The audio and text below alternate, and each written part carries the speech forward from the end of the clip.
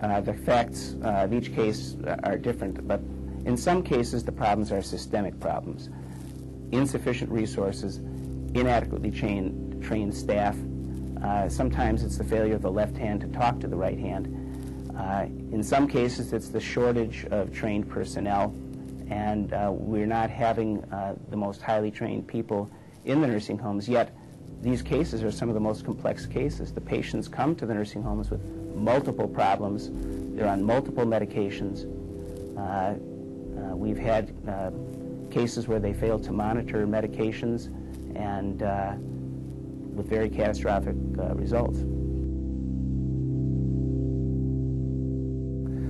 Well, the first problem is that many times our parents and grandparents are in nursing homes at a time when their kids have moved to other locations, maybe a different part of the city or in another part of the country. And so we don't have watchdogs with them to observe what is going on. So the first thing is, even if you do have a member of your family's entered a nursing home, it's very important to be an aggressive consumer and to have family checking regularly to be sure that the care that's being provided is top-notch and consistent with what the doctors have ordered for the care of the patient. There's so many specialties and so many specialists working who aren't communicating well with one another. And again, it's the left hand not talking to the right hand that sometimes results in a patient falling between them and falling in the gap and not getting the right diagnosis because healthcare professionals aren't always talking to one another. Medical malpractice is the failure of the healthcare professional to follow the standard of care applicable to that specialty. And what that really means is being aware of what the standard of care is and using reasonable care in applying the standard of care, in applying the diagnosis, in choosing among the possible modes of treatment. There's no difficulty in locating a colleague willing to come forward and defend the medical practice that's being criticized. It takes some courage for a doctor to step forward and point the finger at a colleague and say, what happened here is wrong. And so that makes it more difficult to find these people.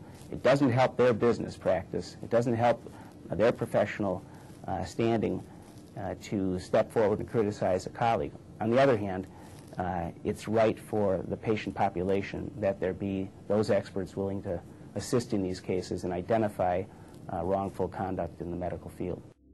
The most serious, unfortunate cases that we're involved in is one where an elderly woman who was on a nutrition regimen that required her not to have solid foods was transferred from one nursing home to a sister nursing home in the system because of construction that had to be done at the first home. Apparently, the nursing home failed to transfer the records that showed that her diet was a restricted diet to soft foods.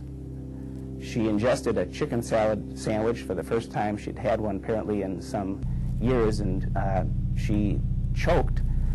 And unfortunately, the caregivers in the area thought she was having an epileptic seizure because they weren't familiar with her medical records. So they stood by and watched as they thought her epileptic seizure was resolving. But in fact, she choked to death. That case settled. The nursing home recognized its responsibility after we brought all of the facts to its attention, and after negotiations, that case resolved itself.